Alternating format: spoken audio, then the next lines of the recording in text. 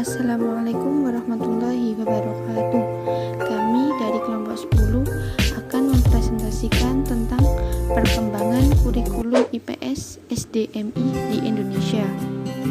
Kami yang beranggotakan Seli Amelia Pratiwi, Putri Dewi Salsabila, dan Evia Laili Widiawati. Materi yang pertama yakni tentang perkembangan kurikulum IPS SDMI.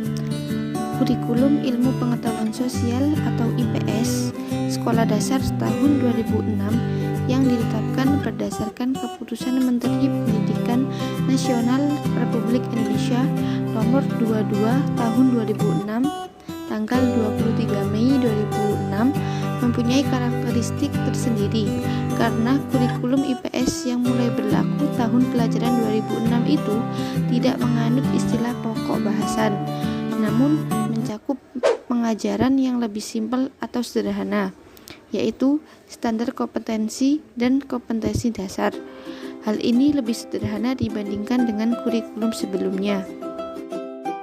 Kurikulum tahun 2006 lebih simpel dan efektif, namun memiliki nuansa yang padat dan memiliki paradigma baru dalam pembelajaran IPS. Oleh karena itu, diharapkan agar seorang guru dapat mandiri, mau dan mampu menentukan sendiri pendekatan, metode, dan alat evaluasi yang disesuaikan dengan kebutuhan dan kondisi yang dihadapi. Selain hal itu, apabila kita simak uraian materi pada kurikulum pendidikan IPS SD tahun 2006 bersifat hanya memberi rambu-rambu untuk kedalaman dan keluasan materi dalam mencapai kompetensi dasar yang diharapkan. Maka, aspirasi setempat atau muatan lokal dapat dituangkan dalam proses pembelajaran IPS terpadu. Selanjutnya yaitu ruang lingkup kurikulum IPS SD atau MI.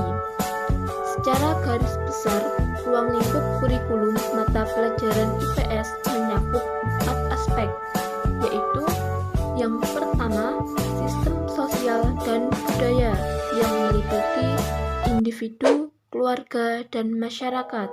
Yang kedua, manusia, tempat, dan lingkungan yang meliputi sistem informasi, geografi, interaksi gejala fisik, dan sosial. Yang ketiga yaitu perilaku ekonomi dan kesejahteraan yang meliputi ketergantungan spesialis, pembagian kerja, perkoperasian, dan lain sebagainya. Yang terakhir yaitu waktu, berkelanjutan, dan perubahan yang meliputi dasar-dasar ilmu sejarah, fakta, peristiwa, dan proses. Tujuan kurikulum IPS SD atau MI yaitu meliputi 1. Membekali peserta didik dengan pengetahuan sosial yang berguna dalam kehidupan bermasyarakat.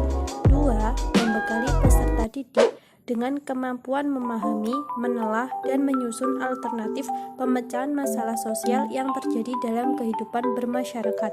3. Membekali peserta didik dengan menyadari nilai-nilai sosial dan kemanusiaan serta sikap berkomitmen. 4. Membekali peserta didik dengan menyadari pentingnya lingkungan hidup. 5. Membekali peserta didik dengan kemampuan pengetahuan dan keilmuan IPS yang harus dikembangkan dengan perkembangan kehidupan. Prinsip perkembangan kurikulum IPS yaitu KTSP dikembangkan oleh sekolah dan komite sekolah berpedoman pada standar kompetensi lulusan dan standar isi serta panduan dari BSNP. Kurikulum dikembangkan berdasarkan prinsip yaitu sebagai berikut. 1. Berpusat pada potensi perkembangan, kebutuhan, dan kepentingan peserta didik. 2. Beragam dan terpadu. 3. Tanggap terhadap perkembangan ilmu pengetahuan sosial. 4. Relevan dengan kebutuhan kehidupan. 5. Menyeluruh dan berkesinambungan. 6. Belajar sepanjang hayat. 7.